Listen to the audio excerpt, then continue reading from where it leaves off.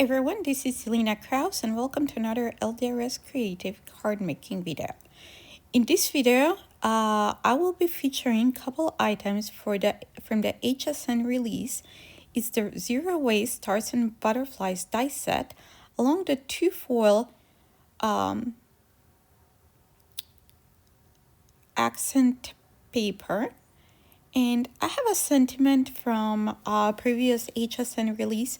However, at the end of the video, when we come to the sentiment, you will notice that I changed my mind and I use a sentiment from the LDRS Creative newest released from the stamp set called Fruit Tree. So let's get started.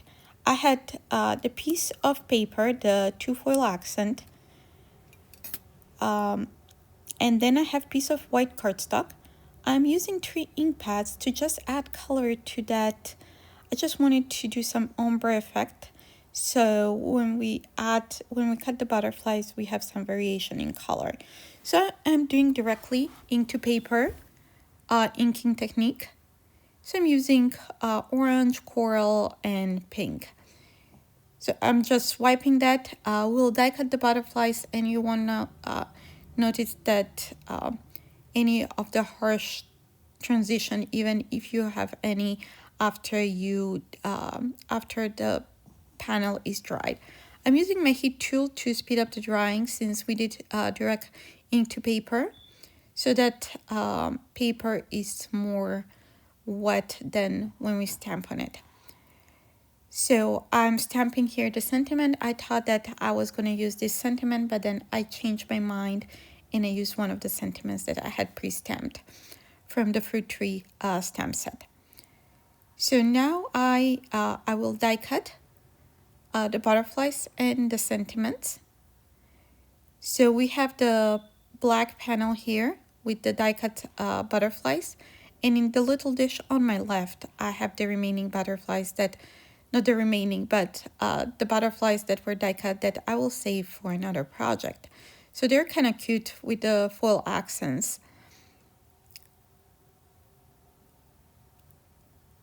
So what I did here is I added double-sided adhesive on back of my black panel.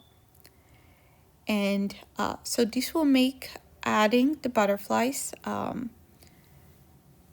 in the spaces from on the black cardstock easier, so I don't need to use any additional adhesive or like a liquid glue or anything like that. So this will make it really easy.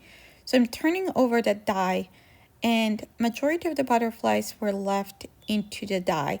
So it's very easy to just flip it over and kind of line it with the hole, not the holes, but the openings from those butterflies. So with a pokey tool, or you can use anything you have, I am kind of pressing those a little bit to just be caught by the adhesive underneath. So I had little offset though, so I'll just move the butterflies because I didn't press too hard. They didn't really adhere firmly. So I'm able to reposition them and align them into the openings. So you can see here the contrast of that black paper, the two-tone foil accent paper. So I'm just picking up the butterflies. You can also use tweezers to pick those up, but I found out that using my fingers worked better and much faster. So now I'm adding the butterflies that fell out of the die. So I'm just positioning them into the opening in the coordinating spots. So here I made a mistake. There's that's a bright pink butterfly, so that one should have gone on the very bottom. So when I add the little bit lighter pink, I realized that I had swapped those two, and they're the same size. So I'm just removing them and swapping those. And there is our panel. Now I have the sentiment and I have also a shadow layer. I'm adding adhesive on the back, liquid adhesive on the back of the sentiment and adding it to the shadow.